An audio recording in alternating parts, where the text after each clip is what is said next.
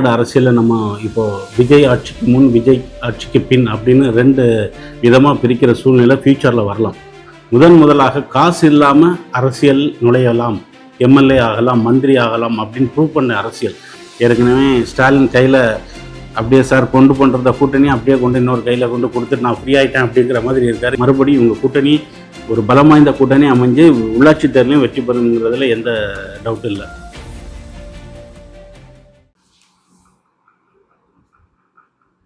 நாளைய தீர்ப்பு தமிழ்நாடு நேயர்களுக்கு வணக்கம். நாளைய தீர்ப்பு இன்றைய தொடக்கம். நான் உங்கள் ஆனந்த். ஸ்ட்ரெயிட்டாக பேசலாமா அரசியல் நிகழ்ச்சியில் நாம் இன்றைக்கி பார்க்க போகிறது, புதிதாக பதவியேற்றிருக்கும் தாவேக அரசின் 50 நாட்கள் கடந்து விட்டது. அவங்களோட செயல்பாடுகளை பற்றி ஒரு சின்ன விமர்சனம்.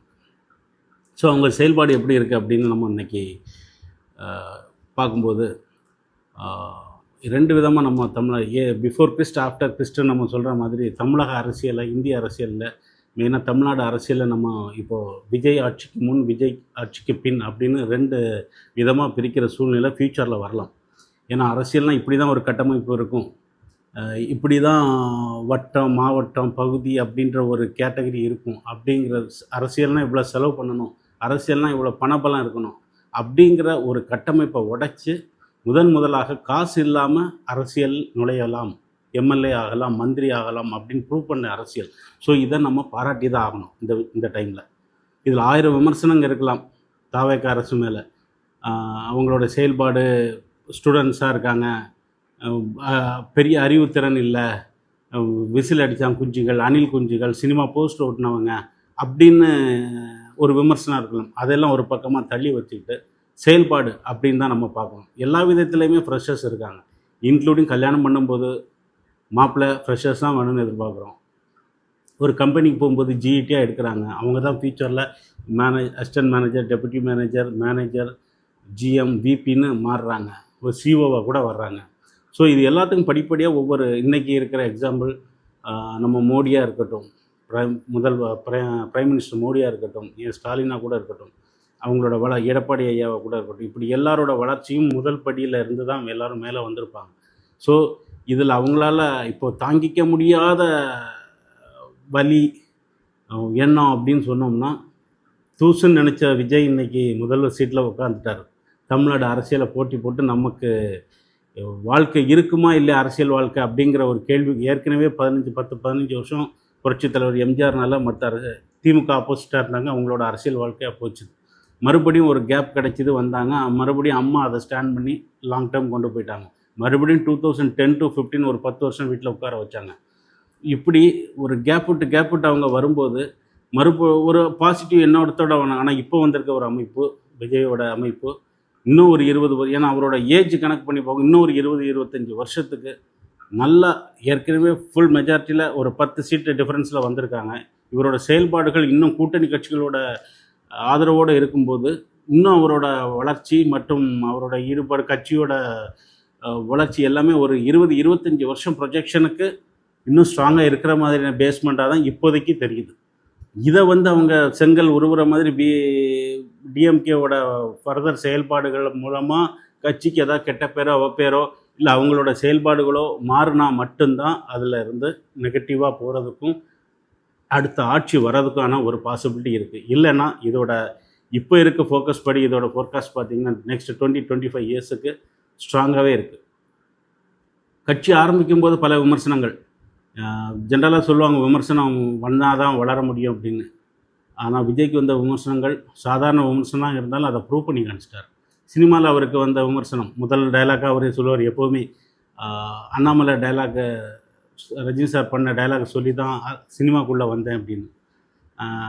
அப்புறம் யாரை சொல்லி டைலாக் வந்தாரோ அன்றைக்கி அவரோட மார்க்கெட்டை விட மேலே போயிட்டு தான் இன்றைக்கி அரசியலுக்கு வந்திருக்காரு. அதை நம்ம ஒத்துக்கிட்டு தான் ஆகணும். 1000 முறை சொல்லலாம், அவர் தான் சூப்பர் ஸ்டார் தான். ஆனால் வசூல் இன்றைக்கி அவரோட சார் ரஜினி சார் அரசியல் ஆரம்பிக்கும்போது பயந்த விஷயங்கள், நானும் அந்த மன்றத்தில் இருந்தது முன்னாடி, அந்த செயல்பாடுகளெல்லாம் கவனிச்சிருக்கேன். எப்படி இருந்ததுன்னா, ஒரு சைடு ஸ்டாலின் சாரை சொல்லுவார், 10 வருஷம் ஆட்சியில் இல்லை, ஆட்சியை பிடிக்கணுங்கிற ஒரு மிகப்பெரிய வைராக்கியத்தோடு இருக்கிறாங்க. இன்னொரு பக்கம் ஆட்சியை கையில் வச்சுட்டு பணபலத்தோட 2 ஜாம்பவான மீறி கேங்ஸ்டர்ஸ் மாதிரி இருக்காங்க. 2 பேரையும் மீறி அதில் ஒரு தீம் மியூசிக்லாம் போட்டு காணிப்பார் அந்த ஸ்பீச்சை பண்ணும்போது. அதெல்லாம் மீறி நம்ம வரணும் அப்படின்னு சொல்லுவார். ஆனால் அதெல்லாம் பார்த்து யோசிக்காமல் இன்றைக்கி தளபதி விஜய் அவர்கள் வந்திருக்க ஸ்டைலு, மனதைரியம் இதை நம்ம பாராட்டியே ஆகணும். ஸோ இதோட ஃபீட்பேக்கு இப்போ 50 டேஸில் என்ன அவரோட செயல்பாடு, அதை பற்றி தான் பேச போகிறோம். 50 டேஸ் செயல்பாடில் ஜென்ரலாக 50 டேஸுங்கிறது நியர்லி 1.5 மாதம் தான். இதில் அவர் பண்ண வேண்டியது பண்ணினது அப்படின்னு பார்க்கணும்னா மிக சேலஞ்சிங்கான ஒரு ஜாப் ஃபஸ்ட்டு பண்ணது சிங்கப்பெண் திட்டம். இன்றைக்கி ஃபஸ்ட்டு அந்த ஒரு 20 டேஸ் பார்த்தீங்கன்னா டெய்லி பாலியல் வன்முறை, பாலியல் கொடுமை நடந்துட்டு இது வந்து ஒரு செட்பேக்காக என்னன்னு தெரியல, ஒரு கண்டினியூஸாக நடந்துகிட்டு இருந்தது, தெரிஞ்சு நடந்ததா தெரியும். ஆனால் இப்போ ரீசெண்டாக ஒரு 1 வீக் பாருங்கள், அது அப்படியே இல்லை, படிப்படியாக குறைஞ்சிருக்கு. சிங்கப்பெண் திட்டம் அனௌன்ஸ் பண்ணதுக்கு அப்புறமா இல்லை அந்த ஒரு நெகட்டிவிட்டியை க்ரியேட் பண்ணுங்கிற ஈகர்னஸ் இப்போ குறைஞ்சிடுச்சான்னு தெரியல. ஸோ இனிமேல் எல்லாமே செயல்பாடாக மாறுங்கிறது தமிழ்நாட்டுக்கு ஒரு நல்லது, மகளிருக்கும் ரொம்ப நல்லது. அடுத்தது பார்ட்டி ஃபண்ட்.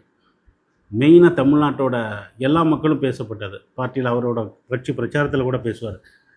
10 ரூபா 10 ரூபா 10 ரூபா அப்படின்னு ஒரு பாட்டு கூட பாடினார்.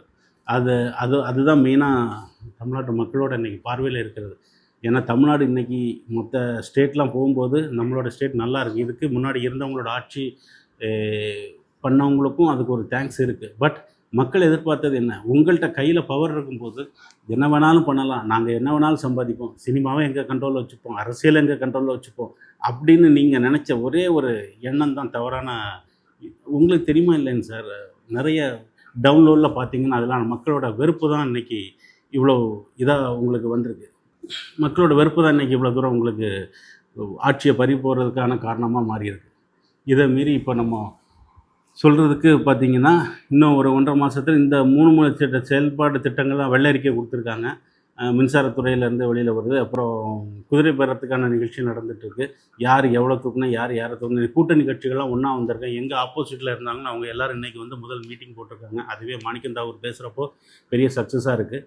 ஸோ இவங்களுக்கு வலிமையாக அந்த 10 சீட்டு கேப்பு எல்லாருமே இந்த உள்ளாட்சி தேர்தலை நோக்கி தான் இவங்களோட பயணம் இருக்குது. ஸோ மறுபடியும் கூட்டணிக்குள்ளே ஒரு பெரிய எதிர்பார்ப்போடு எல்லோரும் வந்திருக்காங்க. யாருமே மக்களுக்காக சேர்ந்துருக்கோம் அப்படின்ற இதை கண்டிப்பாக சொல்ல முடியாது. ஒரு எதிர்பார்ப்பு அவங்க உள்ளாட்சி தேர்தலில் எதிர்பார்த்து தான் வராங்க. அப்போ தான் இருக்குது இவங்கள்ட்ட உள்ள கூட்டணி. ஏற்கனவே ஸ்டாலின் கையில் அப்படியே சார் கொண்டு பண்ணுறத கூட்டணி அப்படியே கொண்டு இன்னொரு கையில் கொண்டு கொடுத்துட்டு நான் ஃப்ரீ ஆகிட்டேன் அப்படிங்கிற மாதிரி இருக்கார். இப்போது இவங்களுக்குள்ள நடந்துக்கிற விதத்தில் தான் இவங்களோட ஃபர்தர் க்ரோத் இருக்குது தாவேக்காவோட. ஸோ அதை கையாளும் விதம் ரொம்ப கேர்ஃபுல்லாக இருக்கணும். அப்படிங்கிற மாதிரி இருந்தால் மட்டும்தான் தலைமையிலேருந்து மறுபடியும் இவங்க கூட்டணி ஒரு பலம் வாய்ந்த கூட்டணி அமைஞ்சு உள்ளாட்சி தேர்தலையும் வெற்றி பெறுங்கிறதுல எந்த டவுட்டும் இல்லை.